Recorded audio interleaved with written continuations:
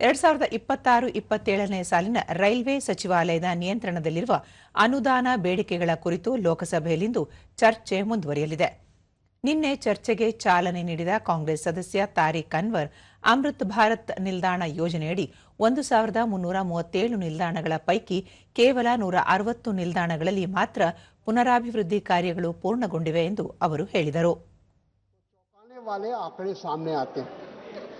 Line दोहरीकरण का लक्ष्य 2900 किलोमीटर था। उपलब्धि केवल 1134 किलोमीटर हुआ है।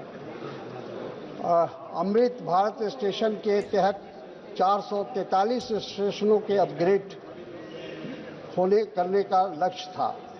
उपलब्धि नाकाफी है। मानव रहित फाटकों को हटाने का लक्ष्य 1100 था। उपलब्धि केवल 379 है. ಇದಕ್ಕೆ ಪ್ರತಿಕ್ರಿಯಿಸಿದ ಬಿಜೆಪಿಯ ಗಣೇಶ್ ಸಿಂಗ್, ಕಳೆದ 10 ವರ್ಷಗಳಲ್ಲಿ ರೈಲ್ವೆಯಲ್ಲಿ ಗಮನಾರ್ಹ ಪರಿವರ್ತನೆ ಆಗಿದೆ. ಹೊಸ ತಂತ್ರಜ್ಞಾನಗಳನ್ನು ಪರಿಚಯಿಸಲಾಗಿದೆ ಮತ್ತು ರೈಲ್ವೆ ಜಾಲವನ್ನು ಸಹ ವಿಸ್ತರಿಸಲಾಗುತ್ತಿದೆ ಎಂದು ಪ್ರತಿಪಾದಿಸಿದರು.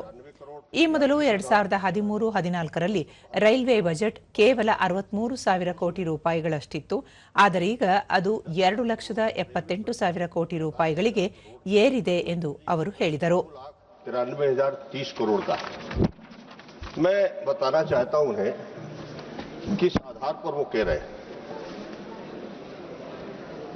जो मेरे चर्चा के प्रमुख बिंदु हैं, वर्ष 2013-14 में भारतीय रेल का बजट 63,363 करोड़ था, जबकि वर्ष 2026 के बजट में भारतीय रेल के लिए 2,78,030 करोड़ का कुल परिव्यय निर्धारित किया गया है, जो बीते वर्ष में रेलवे क्षेत्र में निवेश में